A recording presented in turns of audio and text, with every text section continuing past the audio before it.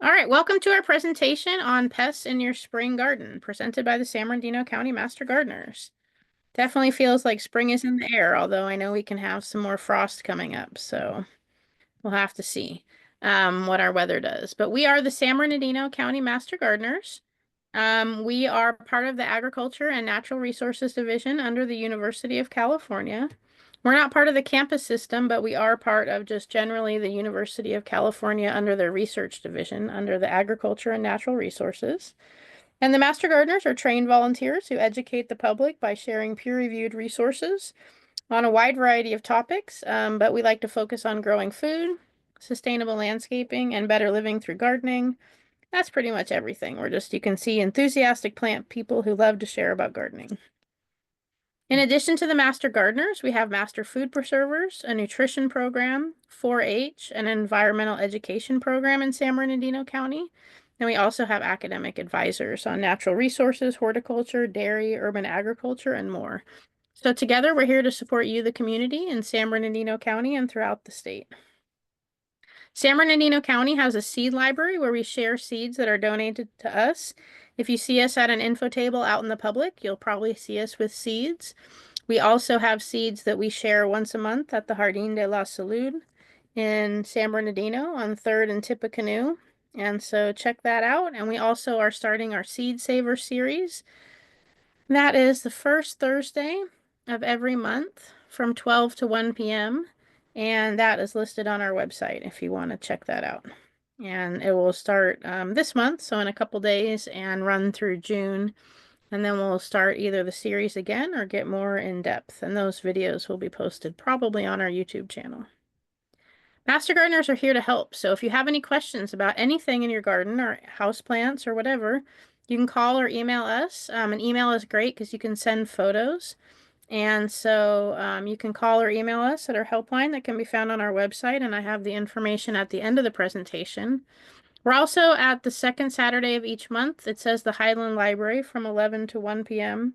But I forgot to update that. That has been changed over to the Jardín de la Salud from 9 to 11 a.m. And that can be found on our website. And then each month we're online on the second Sunday from 11 a.m. to 1 p.m. So that will be this coming Sunday. We do a couple short presentations, and then we also answer any of your questions. Really quickly, I wanted to share about two pests that are really problematic in San Bernardino County and throughout the region. And one of them is citrus greening disease. Citrus greening disease is fatal to citrus. It's not harmful to people, but it's a bacteria that's fatal to citrus. And once citrus is infected, it will be dead within about 10 years. And right now, there is no cure. The disease is spread by a tiny insect, the Asian citrus psyllid, the same way that a mosquito spreads malaria or other diseases. So the insect will feed on the citrus and it will move from infected tree to infected tree, and it will spread the disease that way. So we want to make sure we're not spreading that disease. The insect is about the size of a half of a grain of rice, so pretty tiny. And a couple ways we can prevent the spread of the disease. The disease is all over Southern California, especially if you're in Ontario and Colton and San Bernardino County. Those are two areas where there's a lot of active disease. So you don't want to share any stems or leaves when you're sharing citrus fruit. You don't want to share any citrus cuttings because the tree can look healthy but actually be infected. And you want to keep ants out of your trees. Since we're talking about bugs tonight, I'm not going to say too much more about that right now. And then you want to make sure you're telling people about the disease and spreading the word and not the pest. Here's a picture of this insect, the Asian citrus psyllid, right down here. Again, really tiny, and you can see that if this is the size of a half a grain of rice, then these larvae are even smaller, and that's why you don't want to share stems and leaves when you're sharing fruit. Here's the early symptoms of the disease in the tree. These can take a couple years to show up, but it will be asymmetrical yellowing. But this is something that's much more common in Southern California, and much less of a problem. So this is, I think there's about 9,000 trees that they've found with this disease in Southern California. So definitely a problem, and a fatal citrus disease. But here on the left is one that's much more common and looks much worse, but it's actually just a leaf miner. And so this is a nocturnal moth, and it causes damage to the leaves. If you're in commercial citrus production, then it's usually considered to be a problem in commercial citrus production. But on the homeowner side or residential side, then it's not much of a concern, mostly a cosmetic issue. Sometimes if the leaves are damaged, they can introduce, diseases into the leaves, but for the most part, it's just cosmetic. If you do want to prevent this damage, then you put a trap. They sell traps at your local hardware store. And so you can find citrus leaf miner traps at the hardware store, and the time of year to put them in is around Mother's Day. And so they're little triangular traps. And if you put those in around Mother's Day, that will prevent this. This is usually seasonal, spring and fall. And as the citrus puts out new growth, then those leaf miners come and lay eggs, and the eggs actually, the insect travels around inside the leaf, causing these little tracks.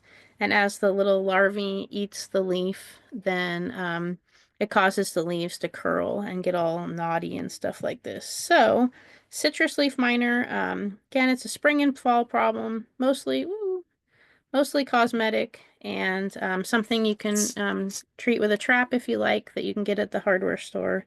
And you put the trap out around Mother's Day.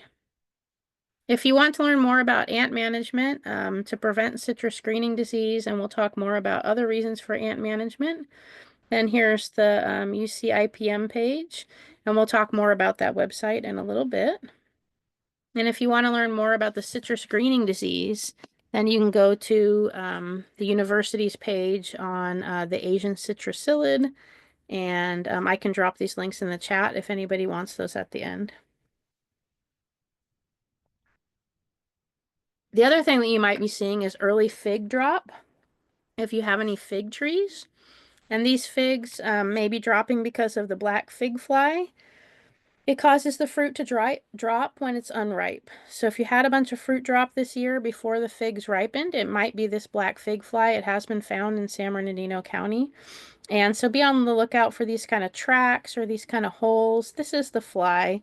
Probably a little bit hard to distinguish that from like other flies, but if you'd like to learn more, here's also a link that I can drop in the chat if anybody would like that. Or you can just search up on the internet UCANR and IPM and black fig fly and get this information. So I'm going to head into our presentation today, unless anybody has any questions. Feel free to drop your questions in the chat. If you'd like, you can unmute yourself if you have some clarification that you'd like, or just have general questions. Just let me know. Don't be shy. We are recording the presentation, so if you'd like to hold your questions till the end after we stop recording, that's up to you. That's fine as well. But feel free to jump in at any time throughout the presentation. Okay, so we'll talk about pests in your spring garden. So we're going to talk about what's growing on right now, general pest tips, plant health tips, and then talk about our cool and warm season pests and I spelled that wrong, bringing beneficial insects into your garden, and I'm going to share some resources. So here we've got, these beautiful monarch butterfly larvae or caterpillars, and you can see all these milkweed aphids hanging out. But this is probably, and this was midwinter when they weren't supposed to be in the area, but we've had such a mild winter that they were there hanging out, chewing on things. So as master gardeners, our go-to, like if you call the helpline, then one of our main go-to websites is the UC IPM or Integrated Pest Management site. This is a great website to share information about, one about how to manage pests, but it also just is like a perspective on pest management in terms of looking for least toxic methods, looking at sort of the way the pest or disease, but the pest sort of what's their life cycle, what's their reproductive cycle, when are they most active, when do they hibernate, what are their needs? Why are they causing this damage? And then kind of, so it's an ecological based approach and definitely looking at least toxic methods first. So as we go through the presentation, I'm going to jump over to this UC Integrated Pest Management site. But this is our go-to for sure. So if you do like to do your own research, I recommend that you check this out. This website is updated pretty regularly. I know they just went through in the last couple years and updated a lot of the information. And you can find things of pest notes, they call. And these are more extensive information. So kind of like a longer story about like your gophers and how to manage it. And then they also have quick tips, which are sort of like little short versions. They also do a monthly webinar. I want to say that's like the third Thursday of the month where they dive in deeper. And so here they're going to do, and you can get past recorded webinars. They've had some really great ones about vertebrate pests, rats and mice and squirrels and stuff. And they also have a seasonal landscape IPM checklist. They have a diagnostic tool we'll look at, and a lot of other great resources. So this is a really great tool for anybody looking to manage pests in their garden. So when you think about like well, we're not end of January anymore, sorry, the beginning of February and what's growing on, we're kind of on a more quote unquote typical year, we would really be preparing for our coolest time of the year. February is often when we get most of our frosts in the Inland Empire.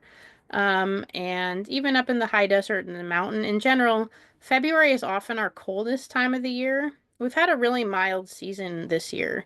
So I know that I checked the chill hours for fruit trees.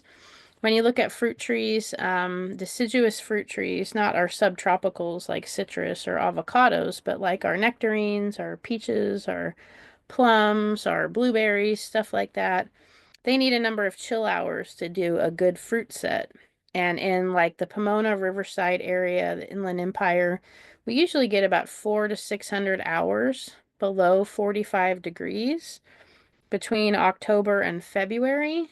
And the last time I checked, we've only had, I think it was 127 or 180 some. It was definitely less than 200 hours below 45 degrees. So it's been a very mild winter. So what does that mean for what we can grow? Well, one thing it means is that all the pests in the garden haven't really had a dieback or a kill temperatures that would really reduce their population. So that's definitely something to keep in mind. This is probably going to be a year where as soon as it gets warm, the pests that have been able to sort of overwinter that have been in an area, we'll talk about the drought or the dryness as well. But if they're on a landscape that has been watered so that they've had access to like green material, they definitely haven't had the hard frost that would kill their populations. So if you do have dormant fruit trees that haven't started to flower yet, then you might want to consider putting on a dormant oil spray. Um, and oh, somebody posted in the chat that the chill hours for the Highland Station is at 405 hours below 45 degrees as of yesterday. That's great. I checked and I did a presentation about 3 weeks ago and it was at 127 or 180. So that's great. We're at 405 in Highland. I wonder what it is in Pomona and Riverside. Those are sort of the three stations I check. So that's great. And we have definitely had some colder temperatures in the last couple of weeks. So that's definitely going to help. But on that note, because we often, if you look at the graph of like the chill hours, there's often like prolonged periods of colder temperatures. So it's great that we've had the extra 200 hours of cold temperatures, but it also means that it's been over a shorter period and those pests can maybe sort of tolerate that a little bit more. So I'm anticipating like spider mites and stuff like that might have we might have a really active spider mite season coming up. And so if you do have fruit trees where you've had issues with scales or other pests, and you haven't put dormant oil spray on, you don't want to do that after your fruit trees have started blooming, but if the buds haven't broken yet, you could still do that. Um, so that's the one aspect. The other aspect is we've had a really dry winter. So that will help reduce the pest populations. But as far as what's growing on right now, we're kind of right in between the cool season, still plugging along, and the warm season. Our cool season veggies are usually leaves, stems, shoots, immature flowers, and our warm season veggies are our fruits. I've listed some things that you could be planting right now. And from the cool season side, when you look at what you're going to plant, You want to plant something that will harvest before it starts getting warm. Generally, and always in Southern California, it's a guess. Are we going to have a warm spring? Are we going to have a cool spring? Hard to say, but I think for most of these crops, you could get another crop in before it gets too warm in late April or May. For example, like the peas and the broccoli, and a few of these other like the cabbage, cauliflower, those kind of things. Those things might get kind of tough if we get an early warm spring, but I think you could still be planting your cool season veggies right now. For warm season, a lot of people start their tomatoes right now. And that's always kind of, I know people who start their tomatoes in January and some people who start them in March or April. And tomatoes are cool because when you grow them, if you grow a tomato and you grow it indoors and you've got your tomato in the little pot, and if we have a very cold winter, then the tomato can get quite tall and leggy, they call it. But most of this tomato can be planted because tomatoes will send roots out from the side of their stem. So if we have a long, cool spring, which I don't think we're predicted to have, even when those tomatoes get really tall, you could sort of bury them deep and they'll be okay. And then if we have kind of a mild spring, you could maybe get those in the ground as early as March. So it's not too early to be thinking about planting your tomatoes. Hold on just one second.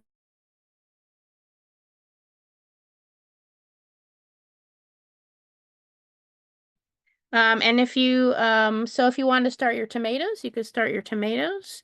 You could be starting let me erase my drawings here. You could be starting your planting asparagus. Strawberries, you could plant them right now. Strawberries do best when planted in the fall, but it's still not too late to plant those strawberries. So you could be putting your strawberries in right now. If you do plant strawberries right now, it's not a bad idea to put some phosphorus-rich fertilizer, or you could just use an all-purpose fertilizer, and that will help them put some roots down.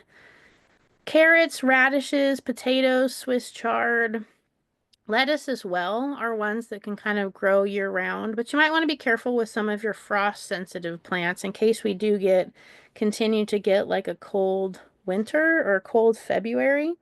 So things like peppers, squash, I should have added beans. Maybe want to hold off on planting those, or have a plan for keeping them warm. So we're kind of right at the season where you could almost be planting just about everything. When you start to get into later in February, then maybe some of the cool season veggies, then they may not ripen before it gets too warm. And then you're really kind of going toward the warm season. But February is a season where you kind of can plant almost anything, as long as you've got a plan for protecting it from the frost if it's a little more delicate. So for general pest tips, Um, I showed you guys the UC IPM page, the Integrated Pest Management page, a couple slides back. And anytime I'm searching something up, I put in IPM, or I actually use UC IPM for the University of California in the search bar when I'm looking stuff up in the garden. So if you do like to do your own research, I can find almost anything I'm looking up by adding UC and IPM in the search bar. And that will make sure you're getting research-based information and make sure you're getting something that has been peer-reviewed and is something that has been tested. I know I was really intrigued by fox urine because I've got a lot of gophers and a couple other sort of non-traditional gopher management things. And research shows that it's pretty hit or miss. But so anyways, if you want to be looking for research-based information, use the keywords IPM or UCIPM in the search bar. Always remember that all treatments impact all critters, even non-target ones. So even if things are organic, it doesn't mean that they're going to be safe for other pests or for beneficial insects or for pollinators. So you want to make sure you target your treatments and be thoughtful. If you're doing any spraying, you want to do it when it's not windy. If you're doing any spraying, it's probably a good idea to not do it, like right before it rains, because it will probably just wash off and then get into the soil. If you're using an insecticidal oil or an insecticidal soap, It's probably not going to have like a huge impact, but over time, those things add up and they're not great for the soil. So be thinking about the wind, be thinking about the rain, when you're doing these treatments for any of the bugs that we're going to talk about tonight. Oh, I just saw in the chat, yeah, that's interesting that Highland has had 405 chill hours, but Pomona has only had 212. Another thing that's really interesting is this year, there's two different calculators. There's a calculator that's between 32 degrees and 45 degrees, and there's a calculator that's just below 45. And usually they're different because some of those hours are below freezing. And I think in Pomona, there was no hours below freezing. So they were the same, both in between 32 and 45 and just below 45. But anyways, that's the chill hour rabbit hole. Thanks for posting those links in the chat. And so you want to just make sure you're using least toxic methods of management first, and you want to be thinking like a pest. I can't emphasize enough that in all of this pest management, you want to be thinking like a pest and thinking what are they up to and what are their goals and how can you sort of redirect them. I heard the story. I know this made the rounds on social media a few years ago, but I was listening to a story on the radio about this groundhog who was eating these guys' vegetables, and then he set up a little webcam and the groundhog would just come and eat the vegetables right in front of the webcam. And then the groundhog got a mate, and the mate and the groundhog would come eat the vegetables in front of the webcam. And it was like ruining his garden, but he also was like, sort of becoming attached to the groundhog. And so they were interviewing him. And I guess it's been 8 years since, if you saw that on social media, 8 years since that groundhog was eating this guy's garden. And he actually said it's like 9 groundhogs later because they've also now had babies. And his main management technique was first he tried mechanical barriers, by that I mean like having chicken wire, fencing, things to block it off. He dug the chicken wire down deep under the ground, but the groundhog would just keep burrowing. Like if he dug it 3 feet under, the groundhog went 4 feet. And so his best method to keep the groundhogs largely, he said every once in a while they get in, was just to actually like plant an easy to access garden for the groundhog, and then they kind of left his garden alone. But when it comes to vertebrate pests, I'm not gonna, there's not a lot of really magic treatments. There's the UCIPM page I showed you. They have monthly talks, and if you go back into their recordings, then they have a really great one about gophers and mice, and I think that one was gophers and burrowing animals. And they've done ones about squirrels. And I mean, these are like the top researchers, and it really just comes down to if you're not willing to poison or trap them, then it's really about mechanical barriers. So preventing them from coming in, or like this guy with his groundhog, he had like a little sacrificial garden outside. I've got a really big problem with rabbits and with squirrels. And with squirrels, pretty much the only way to keep squirrels out of any part of my garden is to fully cover something, on all sides. And that also kind of keeps rabbits out. But as we go through this vertebrate pests, if you have any questions specifically, I'm happy to answer those. But really mechanical barriers. And then there are poisons that you can use. And then there are one of the things for gophers or other ground pests is like CO2. There are some very large commercial operations, like or industrial machines that can put CO2 into the ground. For the most part, research has shown those like gopher bombs are not very effective. Gophers often have like multiple escape routes, and so the gopher bombs are not particularly effective. And if you don't want to do the trapping or poisoning yourself, then maybe consider getting, if you have an issue, a good pest management company to come in and do some trapping or elimination. Gophers and other ground animals are like rats, where they kind of need like population control. They will breed pretty significantly, not as much as rats, but population control. For your invertebrate pests, which we'll talk about, mechanical barriers often work, and we'll talk later about keeping ants out of your plants. And then one tip for diseases is to rotate your crop families. And so as far as keeping ants out of your plants, I think this is where I put the slide. Um, if you think about ants, ant management is one of the really important parts of keeping a lot of insect pests out of your garden. And so if we go back to like the Asian citrusillid pitcher, that's the one spreading that citrus greening disease. And if you look, let's see here. What have I done? If you look at, whoops. If you look at this pest here, bear with me for just a second as I make trouble. So if you look at this pest, this is the Asian citrusillid adult, and here's its larvae. And so this insect has piercing, sucking mouth parts, same like scale, same like other psyllids, aphids. A lot of the pests in the garden that attach themselves to your plants have piercing, sucking mouth parts, and they live off the juices of the plant. An ant has chewing mouth parts, and so the ant can eat plants and plant material, but they can't just suck the juices out of your plant the same way something with a piercing, sucking mouth part would. And so this insect is really interesting because its larvae has a little tube that extends out of its body to sort of keep its area clean. And if you see this little circle right here, this is a crystalline or sugary solution. This is basically the plant juice. Their excrement is a plant juice. So the ants love to farm these insects, and they don't farm them by eating them. They farm them by eating their excrement.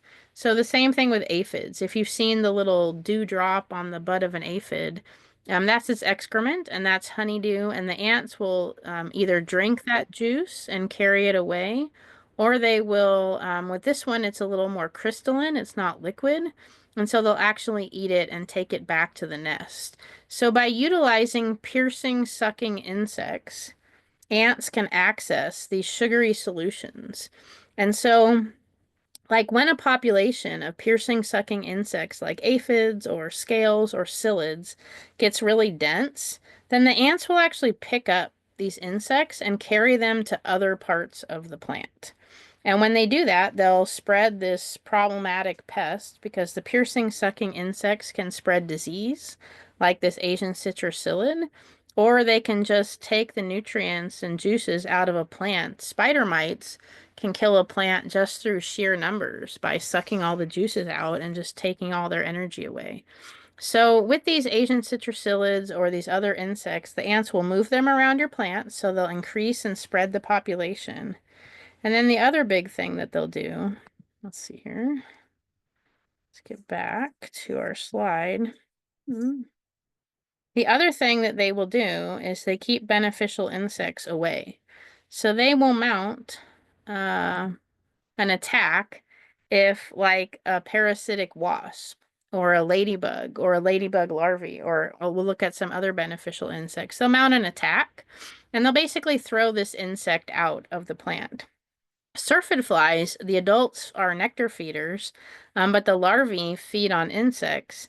And so here's a syrphid fly larvae. And if you don't like close-ups of bugs, look away now and like a little gross description. But this is a really effective beneficial predator because this one will come and take the pests which are sucking the juice out of our plant and they'll eat them. But the ants do not like, these syrphid flies, and they don't like these other beneficial insects because it's not taking away the food source of the aphid. So the ants aren't eating the aphid. The ants are eating the aphid excrement or the aphid poop. And so the ants want those aphids to be happy and healthy and eating and pooping so that they can farm their nectar. And then these beneficial predators come in. But the syrphid fly is an amazing beneficial predator because if you see this groove along its body, it actually is kind of gross, but it's kind of cool. It actually excretes saliva along this groove. And so when the ants come, they don't like the feel, they don't like the taste. The syrphid fly larvae are really effective beneficial predators. So when they've been looking at the Asian citrus and this really damaging, deadly citrus greening disease, they've done a lot of research on beneficial predators because there's thousands of citrus trees throughout Southern California. It's impossible to one, treat all of them with pesticides, or two, to get people on board with treating them with pesticides. So they really had to rely on sort of an alternative pest management approach, and that's been relying on beneficial insects, beneficial predators. And so the Tamarixia is a parasitic wasp, and what it will do, it will lay its egg inside of this Asian citrusillid larvae, and then its egg will hatch and eat it and emerge. And they found that in doing this research about this Tamarixia wasp, they've actually found that ladybugs, like on citrus, are actually not a great beneficial predator. They're kind of lazy. But the syrphid fly is actually a really great beneficial predator. And the way to bring syrphid flies into your garden is by attracting the adults. And the hoverfly, there's many different species. And it's funny, I have this picture in here because I just realized this is actually not the adult of the syrphid fly that's pictured here, because the adult has like vertical stripes, but there's thousands of varieties of syrphid flies. They're really great animals, or really great insects, I guess, animals. And you can bring these in to your yard by having a nectar source or a feeding source, and they really like alyssum, which is a small white ground cover flower. And they also like buckwheat, but it's not our native buckwheat, and it's kind of a herbaceous buckwheat, so it's a little bit harder to grow in Southern California. So if you want some really great beneficial predator action in your yard, I encourage you to plant some alyssum. I was looking into alyssum because alyssum can be, it is in the brassica family. It's related to mustard, and I was worried about promoting alyssum planting if it got into wildland spaces, since mustard in Southern California is really invasive. But based on everything that I've heard from natural resources advisors and other experts, alyssum seems to stay pretty much in the yard. So I think it's spelled Alyssum. I think that's the right spelling. But if you want to bring syrphid flies, great beneficial predators, into your yard, plant some alyssum around your yard. So we'll talk more about beneficial predators in a little bit. But let's go back to some plant health tips. Here we've got some, I think these are my pansies that I forgot to water, and they really went down and did not look good. They were pretty dilapidated. So that's a little extreme. And keeping plants healthy will not, prevent everything, but a healthy plant is really important to your general pest management strategy. When we go through our Master Gardener class, they talk about the disease triangle. It's not a very good triangle there. But you have the plant, which can be a host for a disease or a pest. You have the disease or pest, and you have the right conditions, and that's what leads to the downfall of your plant. And so when it comes to vegetables, then you can find like things.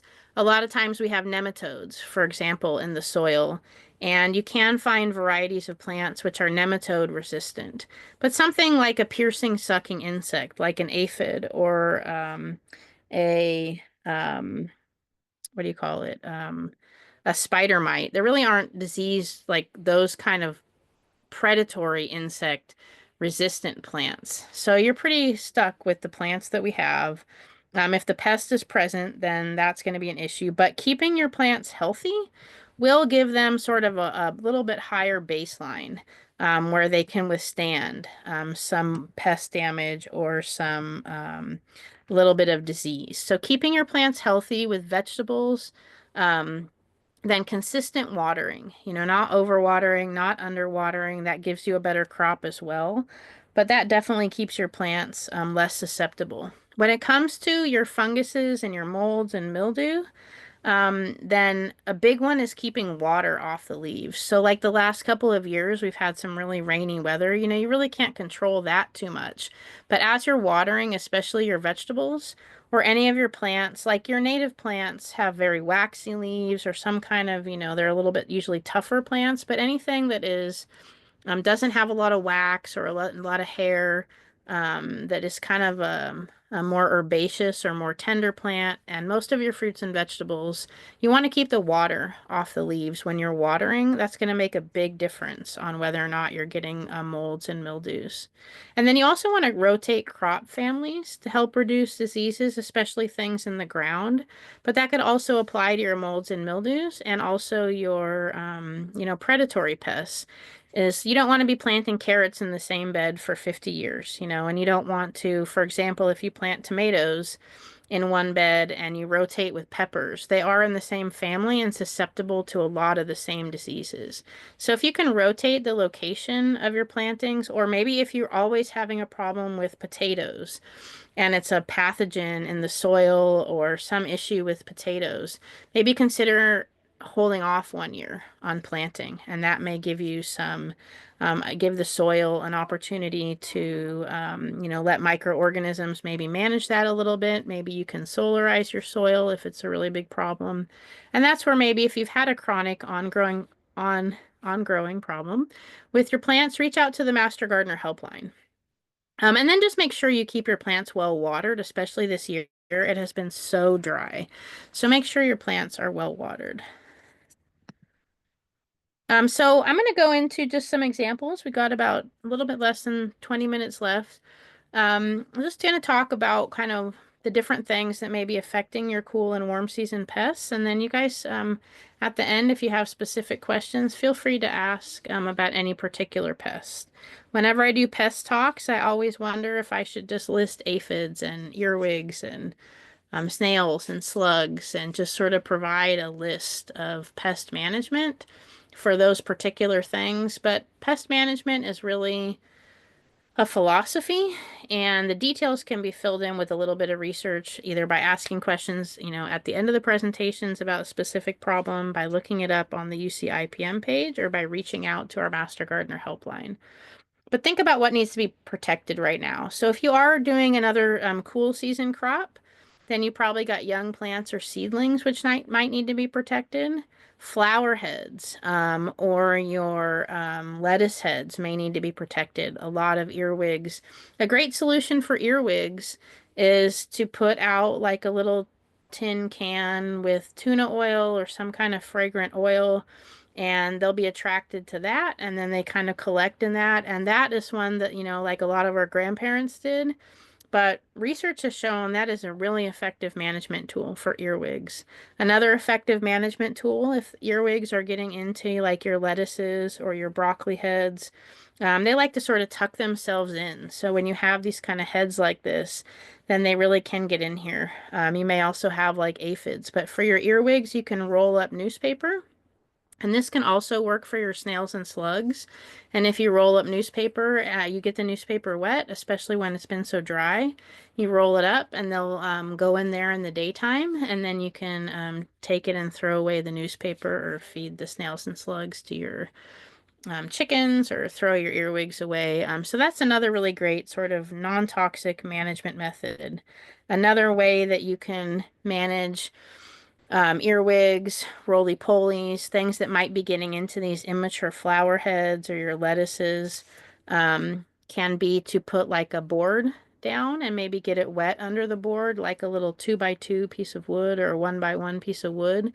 Put it near your crops and they will attract over there, and you can pick it up and toss them, or just like tap the wood off into the trash can.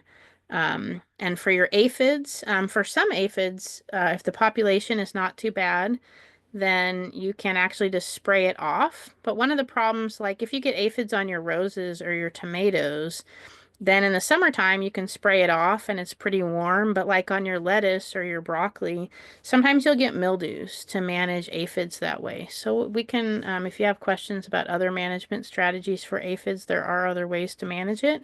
But if you have ants, If you've got aphids like in your broccoli, and you've got especially those black aphids, and you've got ants that are part of the scene, remember that those ants are protecting those insects. So I kind of got trailed off on my ant story there. But they showed that ants can reduce like beneficial insect activity from 70%. So a beneficial insect like a syrphid fly, maybe they're 70% effective on managing pests. And if ants are present, they're only like 30% effective because the ants will just go in and make all kinds of problems. So with your ants, if you've got a lot of aphids and you've got a lot of ants in any of your cool season veggies, consider putting ant bait stations. And you don't want to kill the ants. You want the ants to take that bait back to their nest because that will help to kill the population. It won't happen right away, but it will be more effective to manage the ants through the bait stations. So you could consider putting bait stations around, and if it's a warm day, maybe washing off your crops, or we can look more at other aphid solutions. You also want to be watching your root crown, the top of your roots, where the soil meets sort of like the stem of your plants. That can be a problem in the cool season if it gets too wet. And then as soon as it rains, those burrowing creatures, we had that one rain, what was that, last week or whatever, and the gophers and all those, they just went crazy. The one thing cool about pun intended there, cool season veggies is that they don't need pollination. So if you're having a lot of problems with caterpillars or other insects, that like some kind of moth, because we love the pollinators, the moths, the butterflies, but as soon as they lay an egg on our plant and we've got some sort of caterpillar, then they become the enemy. So, you kind of have to look, is it like a tomato hornworm? It makes the sphinx moth. It's a beautiful moth, but a tomato hornworm can be really destructive on a tomato and finish a tomato like right away, within a couple days. So if it's a pest that's really attacking your plant, and you always want to make sure you identify your pests correctly. So sometimes maybe we get a lot of helpline questions that will be like, I see a lizard and I see all these bite marks and the lizard is eating my plant. How do I manage lizards? And, every once in a while lizards will chew on stuff, but for the most part, lizards are eating probably like a caterpillar or other insect there. But you can put frost cloth or floating row covers. I should have put a picture in here. I don't know why I didn't. But a frost cloth, if you lay it across your cool season veggies, they don't need pollination. And that's a great way to keep, your winged insects from laying the caterpillar eggs on your crop. So that's a great management technique. So your cool season pests, are you got birds. They like to chew sometimes, especially on seedlings.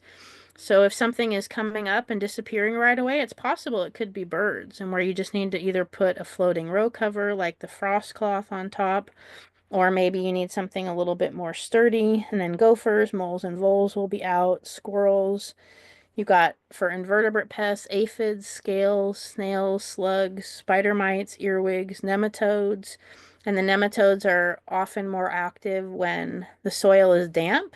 But cool season or veggies in general need pretty consistently damp soil, like a wrung out sponge. So if you have a nematode susceptible plant, you're probably going to have nematodes, or if you have nematodes in your soil. So nematode management is something that another great helpline question, because sometimes it means you're buying nematode resistant varieties, or if you've had a constant problem and you have nematodes if you see in the roots little nodules on the roots. Now that will show up in peas and beans because they fix nitrogen, and those nodules are part of the nitrogen fixing process. But if it's not like a legume, like a pea or a bean, and it's a tomato or a lettuce or something, and you see little nodules on the roots, that's a sign of nematodes. And then lots of molds and funguses are present. So, in the interest of time, we'll take a look at the end. But so like here's an example for the UCIPM page. If you can either search by pests, so say you have aphids. You could type aphids into the search bar here. And you can look things up, or you can also just look things up by type of crop. So say you have problems with your broccoli.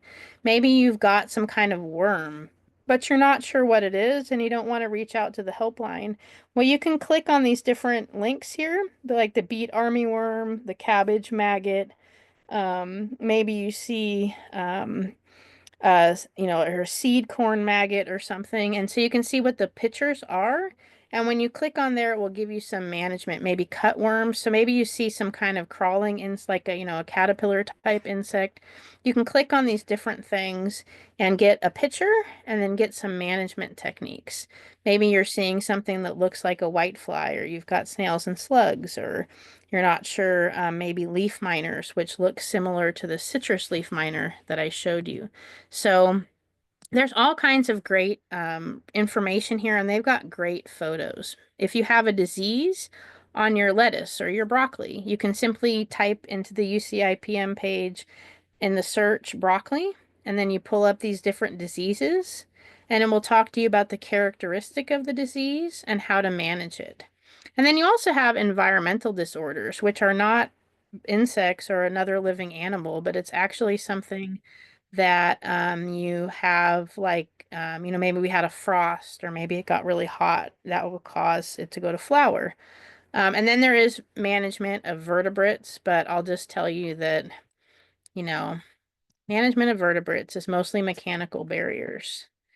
So when we're looking at our common warm season plants, you're looking at protecting the same thing. If you're starting your warm season plants, it's still a little bit early, so you're dealing with very young plants. A lot of these plants you'll be starting indoors or in something that's a little bit protected. So they're usually a little bit more protected than like the cool season veggies that you probably have in the ground, but you want to protect that vegetative growth to make sure the plant gets a good start in life. You want to make sure it's not getting overwatered so that it has rot, and then watch out for those burrowing creatures, which is another reason to maybe start most of your warm season veggies in little containers so you don't have to worry about those gophers. Like the cool season veggies, the warm season veggies don't need pollination yet.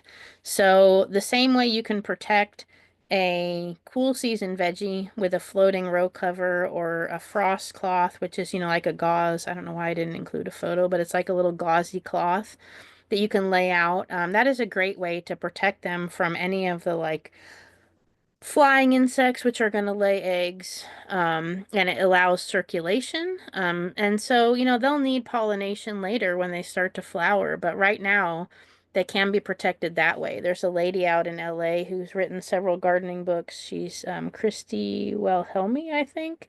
She wrote this book, Gardening for Geeks, and a couple of other books. And she did a talk a couple years ago, and she just puts for all of her young things that she grows this time of year, she just covers them all with frost cloth, that sort of gauzy cloth, and it keeps the cabbage loopers and other flying insects from laying eggs. And so, then when they get a couple inches, like 6 or 7 inches tall, she'll pull them off, the frost cloth off, and then she can kind of hand pick caterpillars off and doesn't have to use any pesticides or very little pesticides or organic pesticides. Pretty much the same characters. In the warm season pests, you'll start to see as the season goes on, you'll definitely start to see more spider mite activity, more scale activity, and a lot more beetle larvae activity. You'll go kind of from crickets to grasshoppers in terms of what's impacting you. And so here's like I looked up squash. And so you can see a different set of characters. But aphids, armyworms, crickets, cucumber beetles. And so you can click on each one of these and it will tell you how to manage those. When we wrap up the presentation, I can go over there and some different specific diseases. For your tomatoes, a lot of times you'll get VFN tomatoes, and those are fusarium wilt, verticillium wilt, and nematode resistant plants. So those two very common diseases, fusarium and verticillium, and nematodes are a very common like tomato problem. You can actually buy varieties that are resistant to those things. And then here, this cool, they also talk about blossom end rot and blossom drop. This is for squash, but they'll also talk about it for tomatoes. So this is a wealth of information on the UCIPM page. So let's just talk real quick before I wrap up and take any questions that you guys have. Oh yeah, and thank you, Betsy. I think it dropped in a picture of floating row covers. Let's see, can I open that? I don't know if you guys can see that. But there is a great picture of a floating row cover. And so none of these cool season veggies need pollination. So it's getting circulation. If you've got an irrigation system, there's really not a lot you need to do in there. And even if you didn't have the hoops there, you could actually just sort of lay this over, and that will protect your crops from a lot of pests. Thank you, Betsy. Um, so bringing beneficials into your garden. Beneficials can be incredibly effective. This is a syrphid fly that gets the Asian citrusillid larvae. You can see it has the vertical stripes on its rear there. And these are just the beneficial insects. We often think I have some pictures of different common ones, but be really selective about your pest treatments when you're spraying. And reach out to the Master Gardener Helpline. We're like Batman, waiting by the phone to answer your plant questions. And so, we're going to take your questions and ask you more questions and really help you sort of dial in who's bugging your garden. What is the problem and how can we treat just that pest without damaging, if you have I was going to spray, I had spider mites and I was going to spray the spider mites and I saw these little orange larvae and they were like, what were they? Like spider mite midges or something. And so there was actually beneficial predators on there. And then it was kind of a conundrum. I didn't know what to do. It ended up, I should have treated the spider mites because they ended up going down to the spider mites, but there were beneficial insects there. And the insects actually look like a harmful pest, but when I looked it up on the UCIPM page, I realized that it was a predatory little larvae that was eating the spider mites. And so that was great. There's also like little like mosquito midges and stuff, but ultimately what I learned was that I probably should have planted my tomato plants farther apart so that if one did get spider mites, I could sort of spot treat them. Because what happened was is that they were so close together and so dense that the spider mites just spread through the whole population. So that's an example of where the way I planted things really made the pest problem a lot worse. So be selective about your pest treatments. Think about what pests you can tolerate. A great example is the bird poop caterpillar, which is a swallowtail butterfly larvae. And the swallowtail butterfly larvae, they'll eat a ton of citrus leaves for like 2 days. So if you have a very young citrus tree, it will eat like 3 or 4 leaves, and you'll be like, "Oh my gosh, this is like eating so many leaves." And but then it just stops and it doesn't eat anymore. And then it metamorphosizes into a beautiful swallowtail butterfly. So that's an example of something that seems like it might be problematic, but it's actually, it will eat a lot for like a couple days, like maybe 3 or 4 or 5 leaves. But almost all citrus trees, unless they're very, very young, have enough leaves to survive a swallowtail butterfly larvae. And then another example is like a tomato hornworm, which can just completely devastate a plant overnight. And so those do need to be removed and managed. So think about what you can tolerate. Cabbage loopers can be really destructive. So that may be something that you need to manage, but you can manage those really well with a frost cloth just to keep the adult off. For bringing in beneficials, you want to make sure you have food for all of their life stages. So the eggs, the juveniles, and adults. So you want to make sure that shelter is provided, leaves, flowers provide nectar and pollen, and that water is provided. And not all beneficial insects, like that syrphid fly larvae, they don't all look like helpers, but make sure you identify that caterpillar before you eliminate it. And that's a great opportunity for the Master Gardener Helpline, or if you like to do your own research, you can go to this page and look at, so maybe you have a larvae and you look at these different, like the seed corn maggot and the looper, and you look at the some of these different beetles and their larvae and a cutworm and a cucumber beetle and an armyworm, and you're like, it's none of those things. And then you could see, or maybe you identify it is one of those things that you need to manage. If you go to the UCIPM page, there is a natural enemies gallery right here on the left-hand menu. And that is where you can download this great poster. And you can see the different life cycles of the lady beetle, green lacewings. Look at their larvae. I mean, to me, that looks like a problematic pest, but they're really great at eating aphids. Here's their eggs. Their eggs are really cool because they grow up on a stalk to keep other insects from eating them. There's a predaceous ground beetle. So that might look like a problematic pest. And here's the ground beetle larvae, and they'll feed on a ton of things. And like these ground beetles will eat cutworms and maggots. There's predatory wasps, praying mantis, a lot of people know about. Spiders. People are always trying to get spiders out of their garden, but those are a great beneficial predator. And here you have the spider beetle adults. Those are also eating mostly aphids, and to me that looks like problematic. Damsel bugs, assassin bugs, pirate bugs. Here you've got your syrphid flies. Your six-spotted thrips attack mites, and the western predatory mite is also attacking mites. So make sure you try to invite these insects in. And if you look at this website, you can click on that poster I got. Oh, and there was one more I'll show you. You can download it here, but you can also learn if you just click on the natural enemies, you can learn how to bring each of these beneficial predators into your yard. It talks about how to invite them in and what they need. And then parasites are another one like that Tamarixia wasp that can be really effective. So you can learn all about those on that poster. Here's the resources that I have from tonight. Although Betsy, thank you, you've done a great job of dropping things in the chat. I'll pull those resources and put those in the chat real quick. And you may have some of those already. Oops.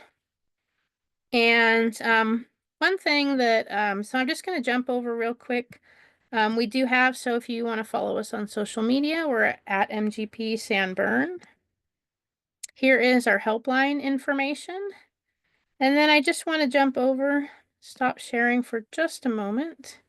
And I'm going to jump over to those UC IPM pages just real quick and just show you. So here is the squash one. And so if you were, the broccoli one. And if you were to click on army worms, you can see them as adults, as caterpillar and the eggs. The damage that they do, you can read about the damage and see the solutions. The least toxic method is to hand pick them. There are virus diseases, parasites, and other general predators. So BT, Bacillus thuringiensis, is something that's often used.